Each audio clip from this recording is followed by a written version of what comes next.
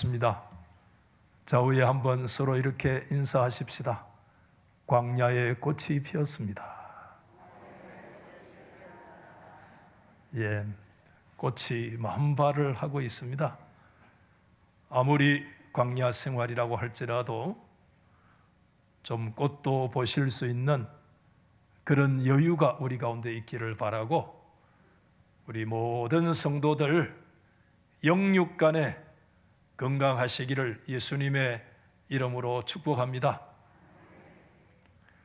오늘 민수기 20장 1절 말씀에 이르면 이제 전혀 다른 광야가 오늘 또 하나 등장을 하고 있습니다.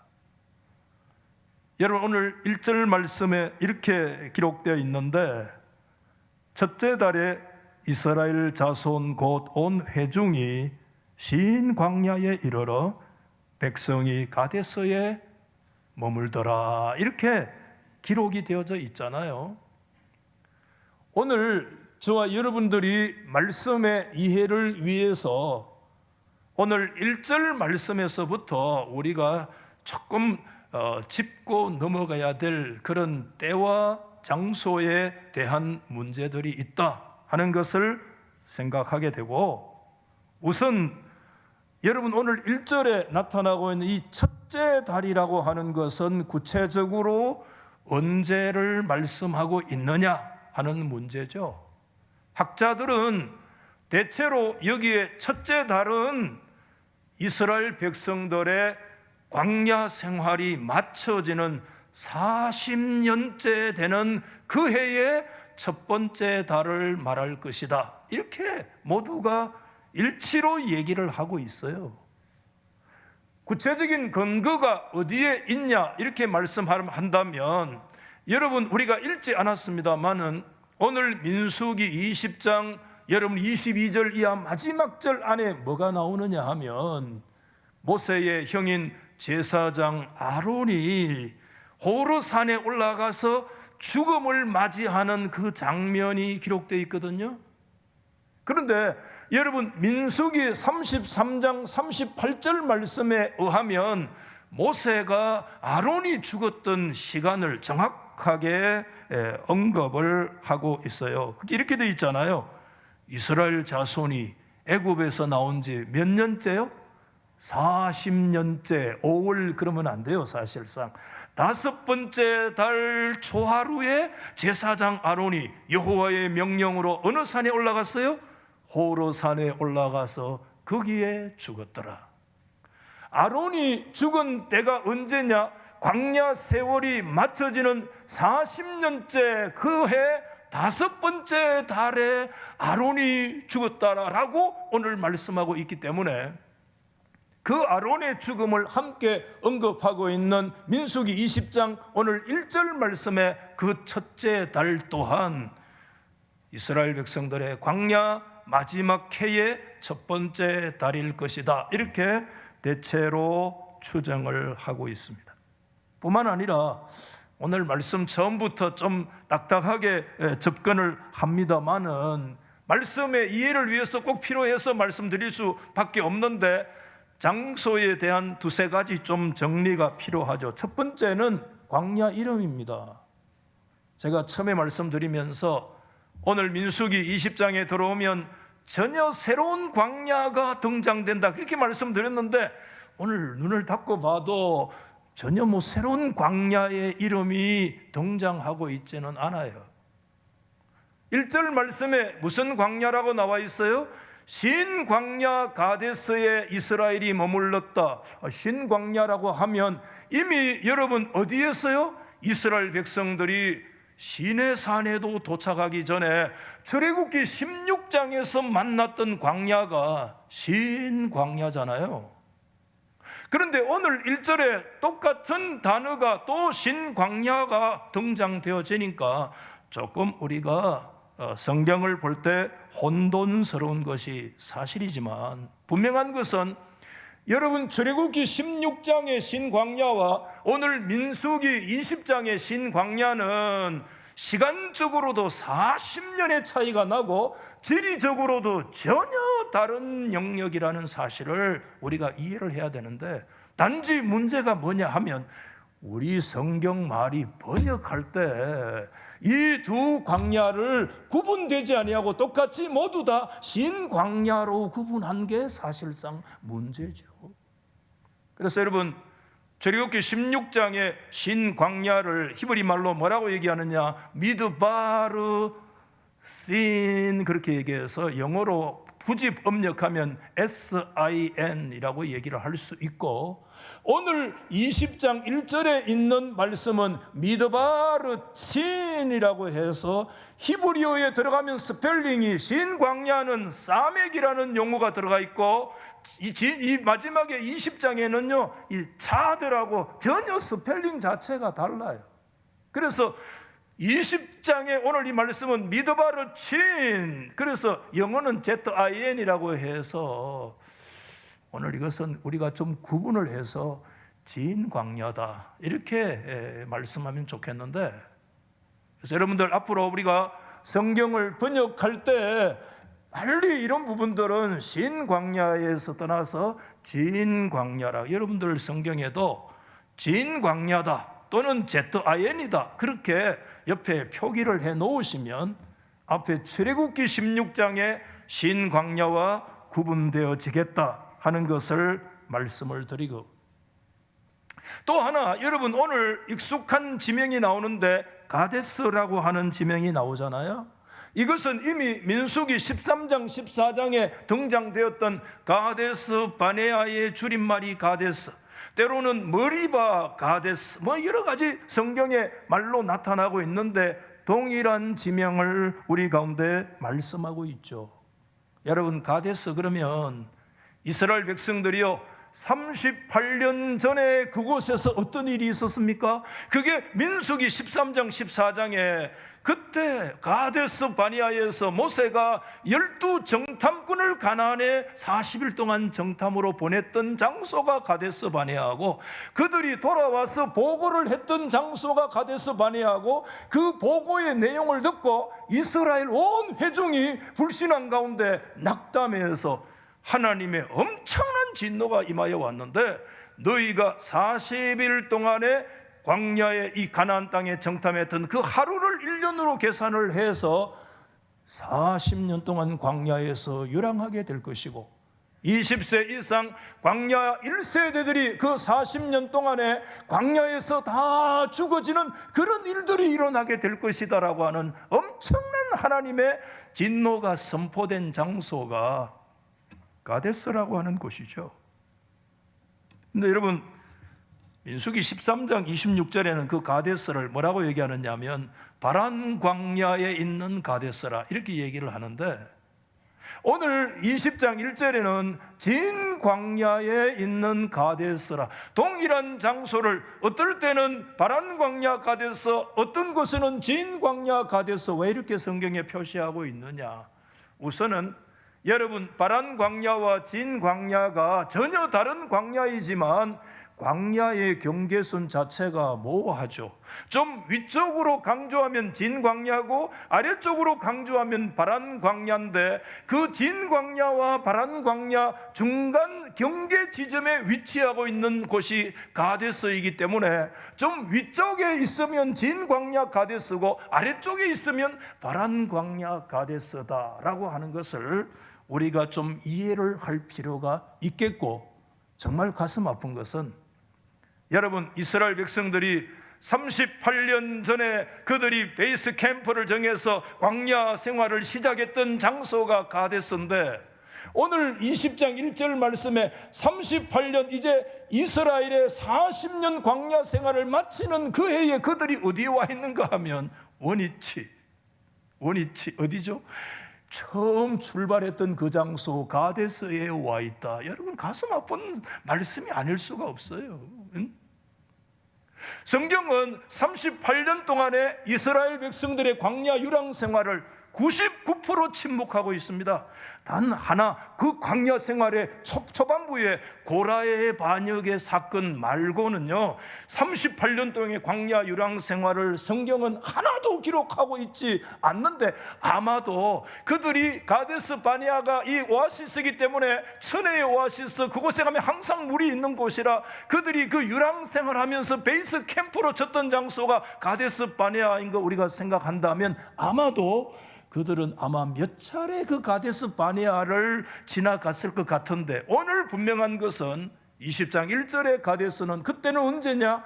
40년 광야 생활을 마치는 그 첫 번째 달이 그들이 38년 전에 출발했던 그 원위치로 다시 돌아와 있다라고 하는 것이 굉장히 오늘 이 성경을 볼 때 우리가 가슴 아플 수밖에 없는데, 도대체 이스라엘 백성들의 여러분 그 삶이라고 하는 것이 어떤 삶이었는가? 뺑뺑이 돌아 38년 전에 출발했던 다시 그 지점으로 지금 다시 돌아와 있다. 가슴 아프죠, 여러분. 그리고 한 가지, 머리바라고 하는 지명이죠. 오늘 여러분 같이 읽으셨던 13절 말씀의 내용인데, 이스라엘 자손이 여호와와 뭐 했어요? 다투었기 때문에, 다투다는 뜻이 머리바거든요. 그래서 머리바 물이라고 했고, 여호와께서 그들 중에 그 거룩함을 나타내셨다. 오늘 그렇게 말씀하잖아요, 13절에. 그런데 저를 한번 보십시오. 이스라엘 백성들의 출애굽 행로에 머리바가 두 가지 머리바가 있었죠. 첫 번째 머리바는 언제입니까? 이스라엘이요, 출애굽기 17장에 이미 이스라엘이 시내산에 오기도 전에 르비딤 머리바가 있었고, 오늘 여러분 이 가데스 머리바가 있는 거예요. 이 똑같은 이름이 같은 머리바인데 다투었기 때문에 그 장소가 머리바가 되었는데, 이 르비딤의 머리바와 이 가데스의 머리바는 적어도 몇 년의 시간적인 차이가 있느냐? 40년 가까운 긴 세월의 시간적인 차이가 있고, 장소도 전혀 다른 그런 곳이다라고 하는 것을 기억할 필요가 있죠. 첫 번째, 여러분, 르비딤의 머리바는 출애굽기 17장에 보면 이스라엘이 르비딤이라고 하는 곳에 장막을 쳤는데 뭐가 없었는가 하면 물이 없었어요. 그러자 물이 없으면 사람 못 살잖아요. 그 물이 없다고 하나님 앞에 정말 이 항의하는 것은 정당하고 합리적인 항의죠. 그때 모세와 아론에게 나와서 물이 없다고 죽는다고 소리칠 때 하나님께서 모세에게 말씀했습니다. 네가 전에 나일강을 내리치던 너의 지팡이를 잡고 호렙산에 그 반석에 서라. 그 반석은 뭐냐? 하나님께서 아마도 지정해 주신 어떤 특정한 반석을 말씀하는데, 그 반석을 향해서 하나님 뭐라고 얘기하느냐면 반석을 치라. 그러면 그 반석에서 물이 나와 온 회중과 모든 짐승들이 마시게 될 것이다. 여러분 그 말씀대로 된 줄 믿으시면 아멘. 그런 역사가 일어나게 되어졌잖아요. 그때 출애굽기 17장 7절에 성경은 이렇게 기록했어요. 그곳의 이름을 마사 또는 머리바라고 얘기를 했는데, 왜 그래요? 이스라엘 자손이 다투었기 때문에. 모세와도 다투었고, 모세와만 다툰 것이 아니라 그게 하나님 여호와와 다투었기 때문에 그 장소가 머리바요. 여호와를 시험해서 이러기를, 여호와께서 우리 중에 계신가 안 계신가 했던 장소가 르비딤 머리바예요. 굉장히 불신앙의 역사잖아요. 여러분, 바로의 권세를 부수고 그 르비딤까지 이끌어 오신 분이 하나님이신데, 그 물이 없는 르비딤 머리바에서 이스라엘이 뭐라고 생각했는가 하면, 하나님이 우리 가운데 계시냐 안 계시냐, 엄청난 하나님의 존재와 그분의 실존에 대한 그분의 임재에 대해서 깊은 영적 불신앙에 떨어졌던 첫 번째 장소가 르비딤 머리바였다, 이렇게 얘기를 하죠.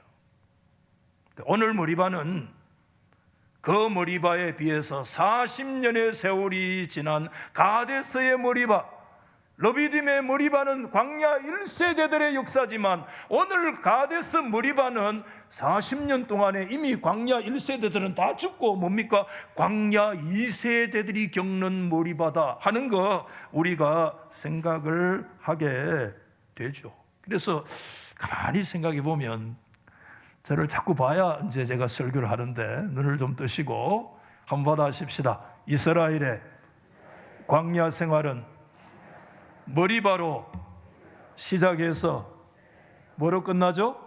머리바로 끝나더라. 이게 광야 삶이에요.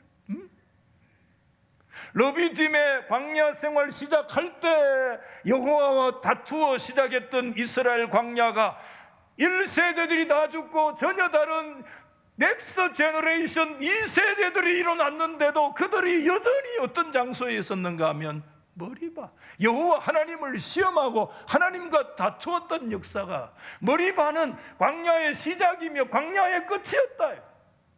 도대체 여러분, 이스라엘 광야의 40년의 삶은 그들에게 어떤 의미를 주었으며, 오늘 저와 여러분들의 이 광야 인생의 40년의 인생은 하나님께서 여러분에게 어떻게 역사하셨으며, 여러분에게 주신 연단, 우리 자신에게 주신 하나님의 영적인 연단의 그 의미는 도대체 뭐냐라고 하는 큰 질문을 던질 수밖에 없는 그런 말씀이죠.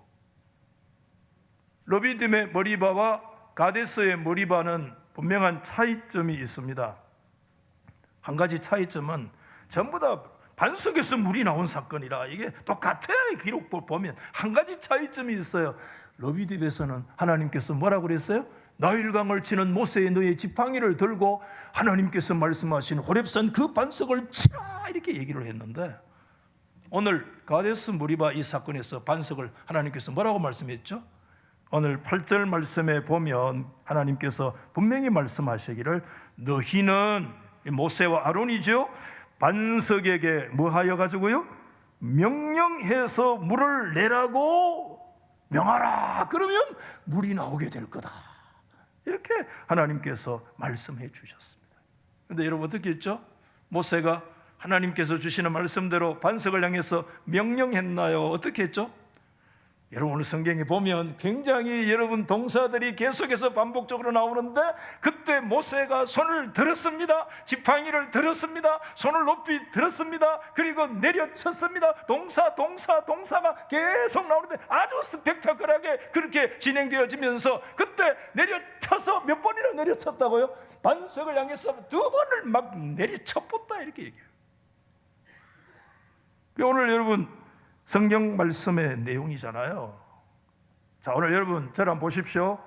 오늘 여기에서 우리가 한 가지 질문을 여러분에게 던져야 돼요. 제가 여러분 말씀드린 것처럼요, 이스라엘 백성들의 38년 동안 광야 유랑 생활은 말씀했죠, 고라의 반역 사건 외에 하나도 기록이 없어요. 99.9%의 기록이 없는 거야. 하나님께서 기록을 침묵하고 계세요, 성경은. 그런데 그렇게까지 99%를 침묵하시면서까지 오늘 왜 이 머리바의 사건은, 르비딤의 머리바와 가데스의 머리바가 비록 40년의 시간적인 차이는 나지만, 왜 오늘 이 비슷한 사건을 2번에 반복적으로 그냥 하나님께서 오늘 우리 가운데 기록을 하셨을까 하는 이 질문을 우리가 굳이 한번 던져볼 필요가 있는데, 이제 여러분 지금부터 좀 정신을 바짝 차리셔야 됩니다.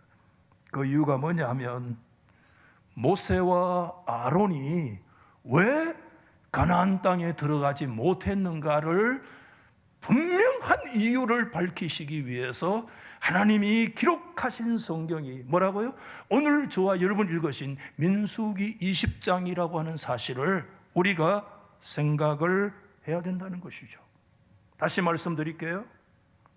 오늘 왜 하나님께서 반복적으로 비슷한 사건, 다른 거 그렇게 많은 일들이 있었을 텐데 그런 거 다 생략하면서 왜 비슷한 이 물사건, 반역사건을 왜 또 한 번 오늘 여기서 기록하고 있었느냐?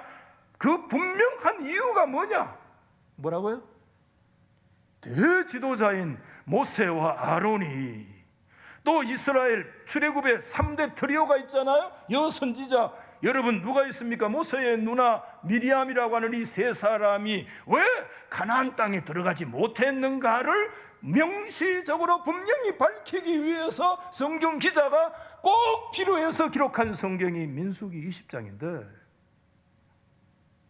오늘 하나님께서는 20장 오늘 12절 말씀에 여러분 구체적으로 이렇게 말씀하고 있어요. 여러분, 이 말씀이 중요해요. 여호와께서 모세와 아론에게 이르시되 뭐라고요?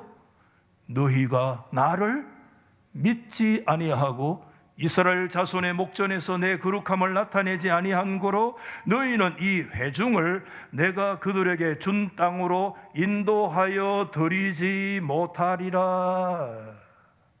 여러분, 하나님의 준엄한 질책과 심판이 모세와 아론에게 임하여 왔습니다. 가데스 머리바의 물가에서 하나님께서 모세와 아론에게 말씀했습니다. 너희가 나를 믿지 않았다. 내 거룩함을 목전에서 드러내지 않았다. 그렇기 때문에 너희들 회중을 그들이 준 땅, 그 약속의 가나안 땅으로 너희가 들어가지 못한다. 인도하지 못한다. 너희 못 들어간다, 이 말이에요. 여러분, 하나님께서 이 사건을 계속해서 반복한다는 건 뭐죠? 중요하다는 겁니다. 반복해서 계속 말씀해요. 여러분, 우선 민수기 27장 14절 말씀에도 보면 이 얘기를 하고 있어요.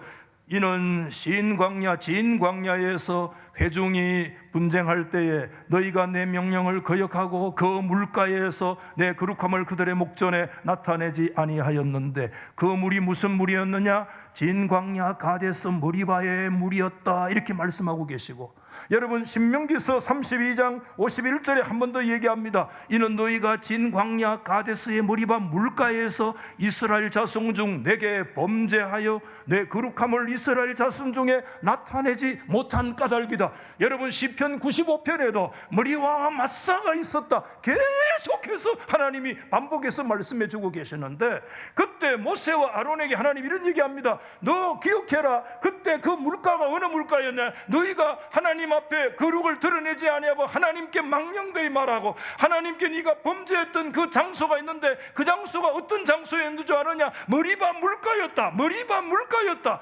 머리바 물가에서 네가 그와 같이 범죄했다고 하나님이 계속해서 그 장소에 대해서 상기시키면서 강조하고 있습니다.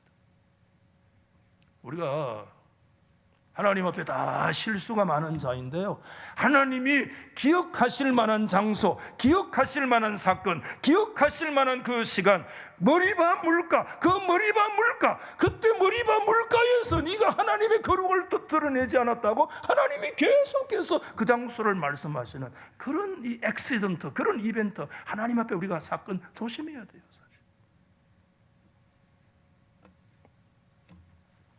그러나 여러분, 한번 솔직히 여러분에게 여쭤봅시다.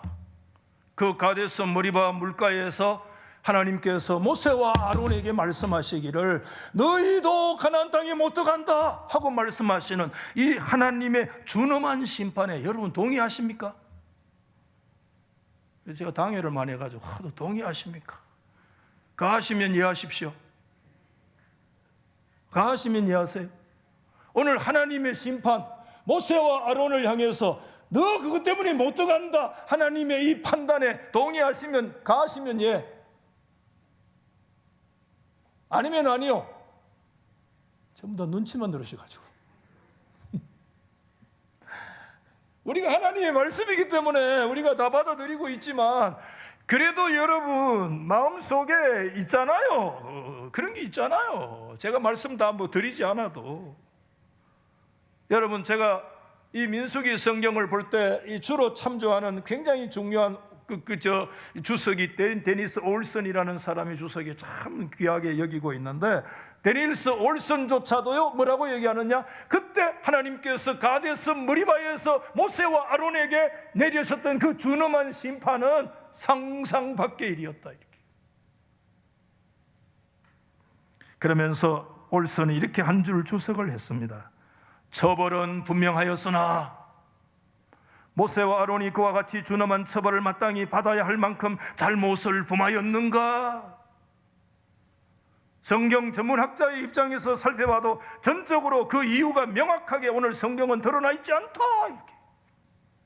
하나님께서 그런 명령 심판을 주신 거 우리가 수용하지만, 수용할 만한 하나님께서 그렇게 준엄한 심판을 그 모세와 아론에게 행하셨던 그 명백한 증거를 오늘 성경 전문학자들로 뒤지고 살펴봐도 분명하게 드러나 있지 않다. 상상 밖의 일이다. 우리 마음을 잘 대변해 주고 있죠. 여러분, 무엇이 모세와 아론으로 하여금 그와 같은 자리에 들어, 모세와 아론의 죄가 뭡니까 여러분? 무엇이 그에게 그런 준엄한 처벌을 가져오게 했습니까? 여러 가지 얘기 많이 하죠, 사람들. 하나님께서 분명히 말씀했잖아요. 반석을 향해서 명령하라고 그랬지 반석을 치라고 얘기를 하지 않았기 때문에 하나님의 명령대로 하지 않은 것이 죄다. 그럴 수 있죠. 그리고 또 뭐죠?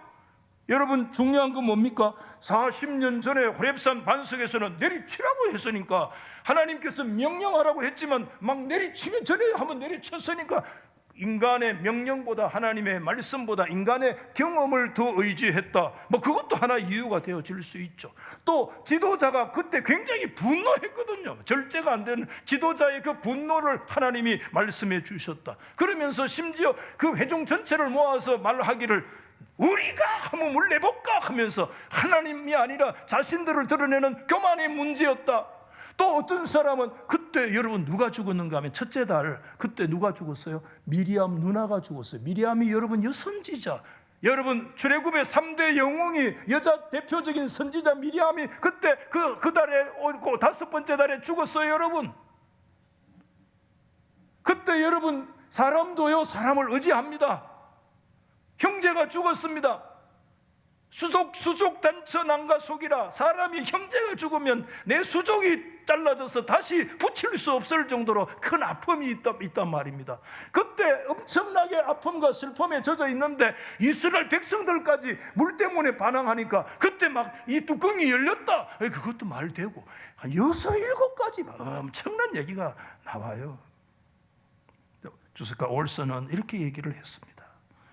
나의 판단에 의하면, 성경학자의 전문가의 판단에 의하면 오늘 본문 성경은 굉장히 의도적으로 모호하게 표현하고 있으며, 모세와 아론의 죄를 어떤 특정 하나의 행동, 어떤 그것을 드러내는 하나의 단어로 꼭 집어낼 필요가 없는 것으로 간주되고 있다. 제가 말씀드리는 이런저런 5, 6가지 수많은 가능성들을 우리가 얘기할 수 있고, 중세 이후에 그때 모세와 아론의 죄에 대해서 수많은 것들이 이론이 나왔지만, 그런 수많은 가능성은 그냥 그것이 사실 뭐를 드러낼 뿐이냐 하면 그 지도자들의 반역을 더 증가시킬 뿐이다, 이렇게 얘기를 하고 있는데, 저도 이 올손의 주석에 전적으로 동의를 해요. 근데 여러분, 그러면서도 여러분, 저와 여러분 마음이 시원합니까? 한번 받아십시다. 그래도 한번 해봐요.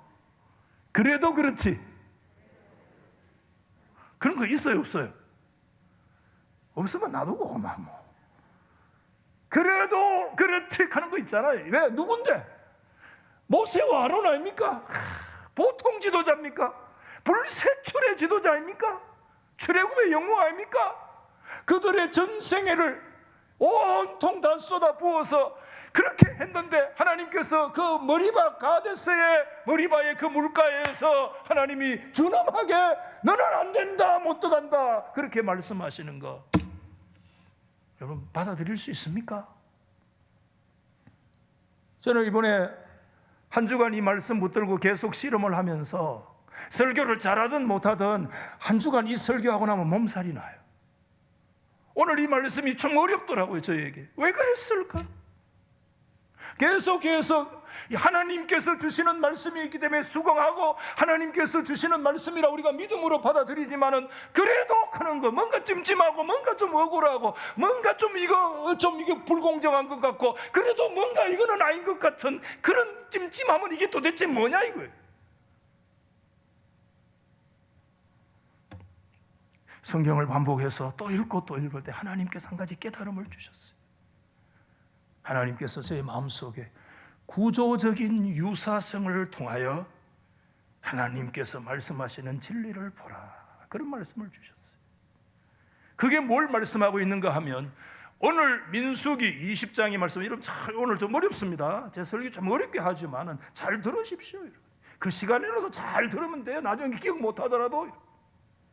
민수기 20장의 구조와 여러분 민수기 이전에 13장 14장 가나안 정탐의 구조적인 유사성을 통한 하나님의 원리를 하나님께서 보라, 이렇게 말씀하고 있는데, 모세와 아론이 여러분 가나안 땅에 들어가지 못한 것은 이미 민수기 13장 14장 정탐꾼 사건의 결과로 광야 1세대 모두가 가나안에 들어가지 못한 것과 똑같은 영적인 원리가 모세와 아론에게 적용된 것이다 라고 하나님이 깨달음을 주셨어요.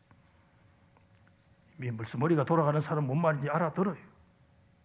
오늘 이 말씀이 깨달음 있기를 예수 이름으로 축원합니다.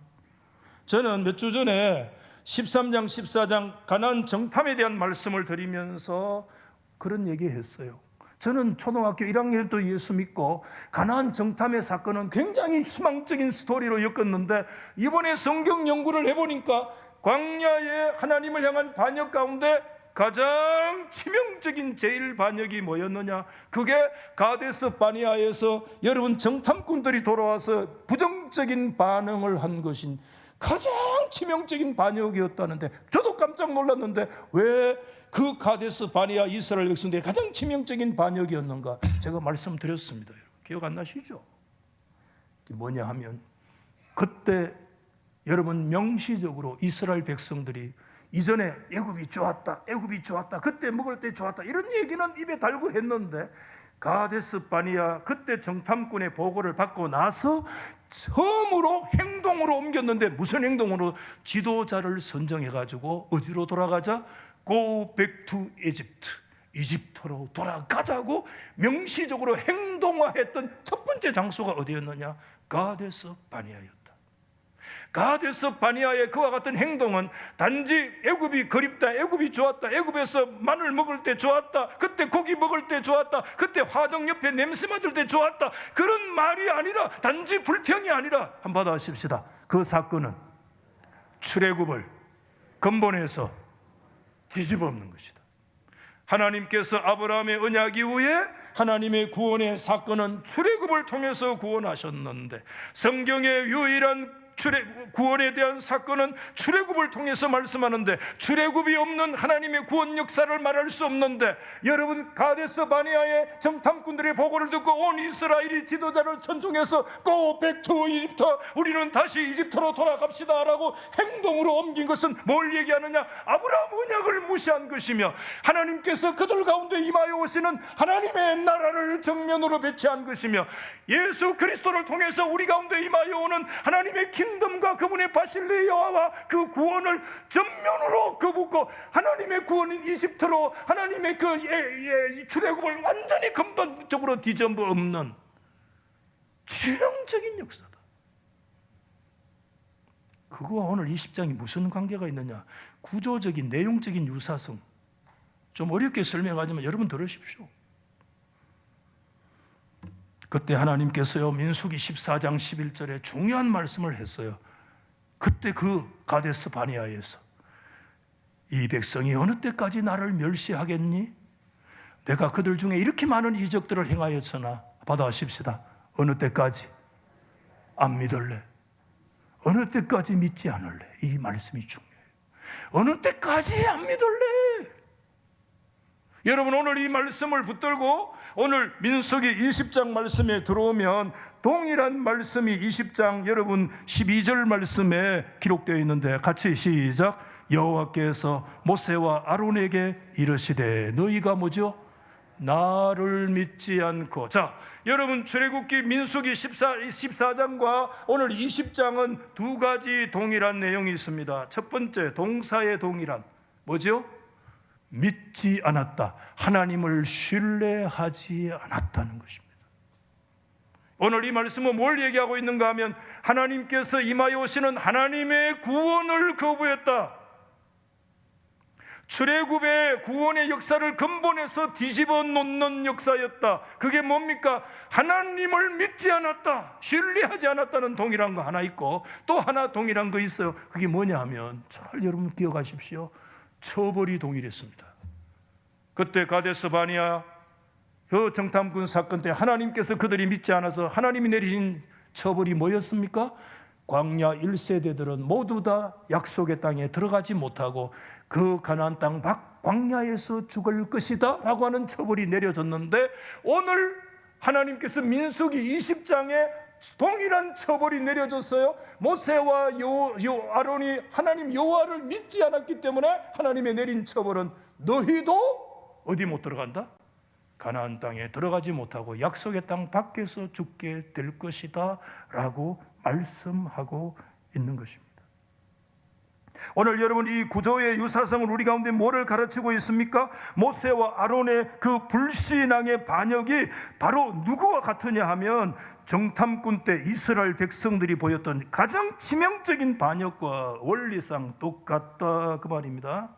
이해되십니까? 가장 치명적인 반역이 여러분 정탐꾼 때 반역이었는데, 그 반역과 모세와 아론의 지도자들의 반역은 원리상 똑같기 때문에 똑같은 하나님의 처벌을 받게 되어졌다라고 하는 거예요. 올스는 이 부분에 이렇게 주석을 한 구절로 했습니다. 두 경우의 죄는 다 같이 유사하지만 하나님께서 하나님의 말씀을, 하나님의 구원을 성취시키시라는 것을 지도자들이 공적으로 무너뜨렸다. 하나님의 구원을 모세와 아론의 지도자들이 공적으로 무너뜨렸다. 이스라엘 회중이 가나안 정탐의 보고를 받고 회중이 하나님을 신뢰하지 아니하고 Go back to Egypt를 주장함으로 하나님의 구원을 거부한 것과 같이 모세와 아론도 하나님의 성취를, 하나님의 경륜을 공적으로 무너뜨렸다. 처벌이 똑같아요. 오늘 여러분, 이 깨달음이 우리 가운데 오기를 주님의 이름으로 축복합니다. 오늘 이 말씀을 정리하면서 그래도 마음에 뭔가 남잖아요. 어떻게 모세와 아론이 어떤 자들인데 말이야. 그들의 눈물, 그들의 목양, 그들의 헌신, 그들의 그 하나님을 향한 섬김이 어땠는데, 성경은 그걸 증거하고 있는데 어떻게 그와 같은 자리에 모세와 아론이 어떻게 그렇게 들어가게 되었을까? 오늘 설교가 어렵더라고 그래서.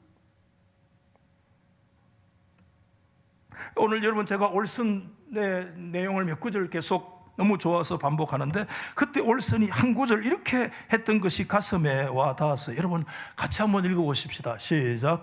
하나님과 가장 가깝게 있는 뭐죠? 지도자들마저 민수기 20장에서 뭐죠? 믿음의 부족으로 반역에 뭐 되었다? 감염되었다. 인펙션. 우리 감염이라는 용어는 지금 계속 감염이 있잖아요. 굉장히 이것이 와서 와닿았는데, 여러분 저를 보십시오. 왜 오늘 여기에 이 성경 주석가가 아론과 모세 최고의 지도자들마저 하나님 앞에 믿음의 부족으로 그 반역에 감염되었다고 말하고 있는가? 여러분, 이스라엘 백성들의 삶의 원리는 성막 중심입니다. 성막은 세 가지입니다. 마당에 있어야 돼요. 마당은 백성들이 마당에 서 있습니다. 자, 들어오면 어디 있습니까? 성소 안에는 누가 들어갑니까? 성소 안에는 레위 지파 사람들만 들어갑니다. 그러면 그 안에 있는 가장 지성소는 누가 들어갈 수 있습니까? 대제사장 아론만 벌벌 떨면서 피들고 방울 달고 줄 매가지고 들어갈 수 있습니다. 보십시오. 여러분, 민수기 13장과 14장은 여러분 가나안 정탐의 사건을 통해서 온 회중이 반역했는 것은 하나님의 성소 중심으로 보다면 그것은 백성들이 성막의 마당에 서 있는 백성들의 반역입니다. 여러분 16장 17장에 그 마당의 반역이 어디까지 반역이 감염되느냐 하면 성소까지 들어옵니다. 16장 17장에 고라의 반역이 나타나는데, 고라는 무슨 지파입니까? 레위 지파입니다. 성소까지 들어옵니다. 그것이 오늘 민수기 20장에 그 반역이 어디까지 들어간다는 겁니까? 지성소에 들어가는 최고의 지도자인 누구에까지요? 모세와 아론까지 하나님 앞에 반역이 감염되어지는 엄청난 반역의 확산입니다.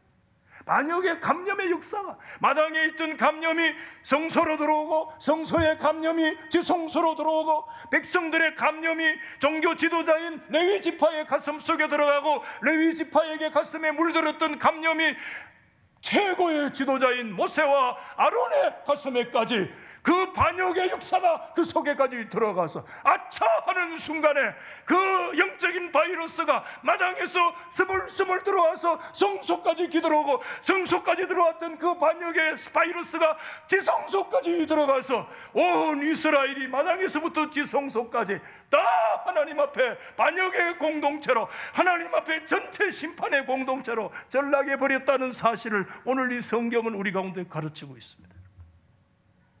오늘 저와 여러분, 오늘 우리 가운데 영적으로 치유 복권에 있는 사람이 있습니까? 한 사람도 없습니다. 우리가 아차하는 순간에 오늘 여러분 목사의 가슴 속에 이 불신앙의 반역이 우리 가운데 기어 들어옵니다. 저 요새 하루에 10분도 더 씻어요. 손 씻을 수 있는 손밖에 씻을 거 없고요, 마스크 할 수밖에 없고요, 시시각각 포위망이 좁혀오는데 어떻게 감당할 수가 없어요. 그냥 손 씻을 때마다 하나님이 내 마음에 감동 주는 것이 있어요. 야 이놈아, 네 눈에 보이지 않는 오미크론 바이러스, 그것도 네가 철저히 경계해야 되지만, 네 눈에 보이지 않는 영적인 바이러스가 네 가슴과 네 골수와 너의 가치관과 목사인 너의 심령속까지 파고 들어가서 너의 영혼을 갉아먹는, 하나님을 향한 그 불신앙의 바이러스가 네 골수를 갉아먹고 있다는 것을 네가 알고 있느냐? 하나님께서 그런 말씀을 주시는 거예요. 여러분, 데니스 올슨은 이 최고 지도자 모세와 아론의 하나님을 향한 준엄한 책망과 신약 성경에 예수님께서 제자 중에 지도자인 베드로를 향한 엄청난 책망을 서로 비교하고 있더라고요. 예수님께서요, 베드로가 주는 그리스도시요 살아계신 하나님의 아들 고백했잖아요.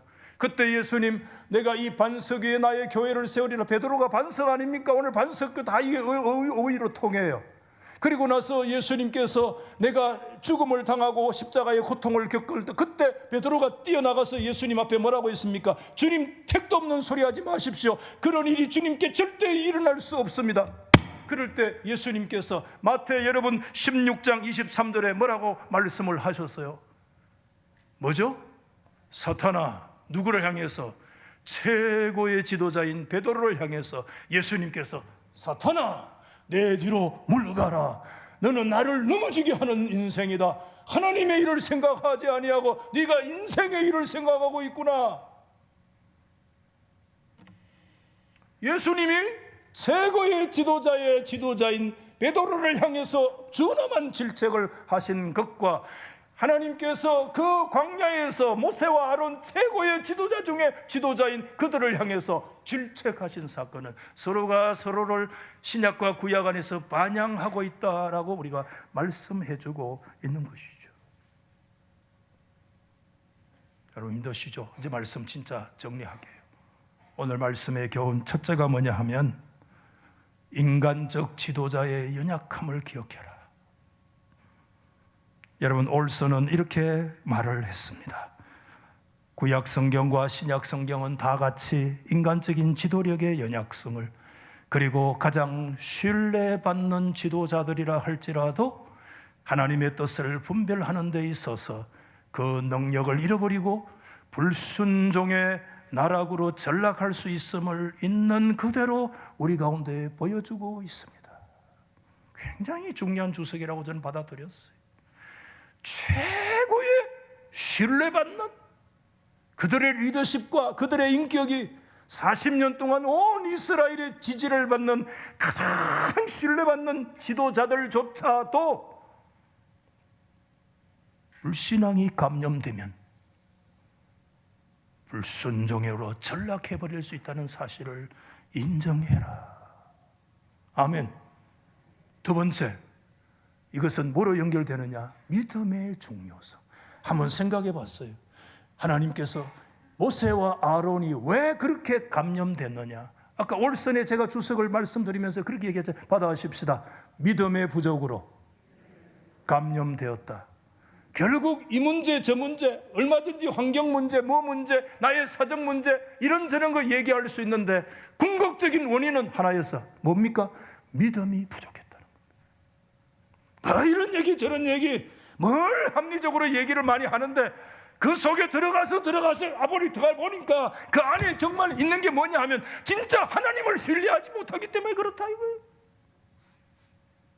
마지막 세 번째는 뭐냐? 리더십의 공적인 역할, 원리. 제가 이렇게 봤어요. 여러분, 하나님께서 모세가 하나님 앞에요 사적으로요 불평하고 투정할 때 많았어요. 여러분, 민수기 11장에 이스라엘이 고기 먹고 싶다고 난리 떨 때 하나님께서 얘기했잖아요. 하나님, 소를 때리자분들, 양을 때리자분들, 저 바다에 있는 고기를 다 끌어모은들, 저놈의 인간들, 저 어떻게 하나님께 엄청 투정했어요. 그래도요 하나님이 모세요 그렇게 책망 안 했어요. 왜 그랬느냐? 어떤 학자가 그렇게 얘기를 해요. 그것은 공적인 영역과 사적인 영역. 그때 하나님 앞에 모세가 사적으로 얘기한 거 하나님 받아주셨어요. 우리 인간 약하기 때문에. 근데 여러분, 지도자의 리더십은 공적인 영역에 서 있어요. 그래서 여러분, 주석가 성경학자 왕대일 교수가 이렇게 언급을 했습니다. 모세가 온 이스라엘 회중이 보는 앞에서 지팡이로 반석을 2번이 내리친 행동은 공적으로 하나님을 신뢰하지 않는 행동에 속한다. 지도자들의 마음은 지도자 우리 가운데 사심도 있고 공심도 있어요. 공심과 사심이 사람이 그렇게 탁 부러지게 구분 잘 안 돼요. 그렇지만 항상 조심해야 돼요. 리더십에 있는 사람들은 항상 조심해야 돼요. 사적인 영역의 내용을 공적 리더십의 자리에서 공심을 빙자한 사심으로 나올 때 하나님이 굉장히 싫어하신다. 하나님의 교회 안에 있는 모든 리더십은 다 공적 리더십으로 하나님 앞에 서 있을 수 있기를 예수님의 이름으로 축원합니다. 여러분, 사적으로 때로는 힘들고 어려울 때 그 사심을 공심으로 안에 가장을 해서 하나님 앞에 서면 안 돼요. 오늘 마사와 머리바가요 수천 년 전에 저 어디 가보지도 않았던 그 광야에 있는 거 아니라는 거죠. 그 마사와 머리바는 어디에 있느냐? 오늘 저와 여러분의 속에 우리 가까이 와 있는 줄 믿으시기 바랍니다. 시시각각 불신앙의 반역이 우리를 갉아먹기 위해서 확산되고 우리를 온전히 감염시키려고 달려드는 이와 같은 때 오로지 믿음이 답이에요. 믿음을 가지고 이 불순종과 불신앙의 반역을, 이 악한 바이러스를 예수 이름으로 몰아내고 하나님 앞에 또 광야 성도로 믿음으로 승리하기를 예수 이름으로 축원합니다. 기도하겠습니다.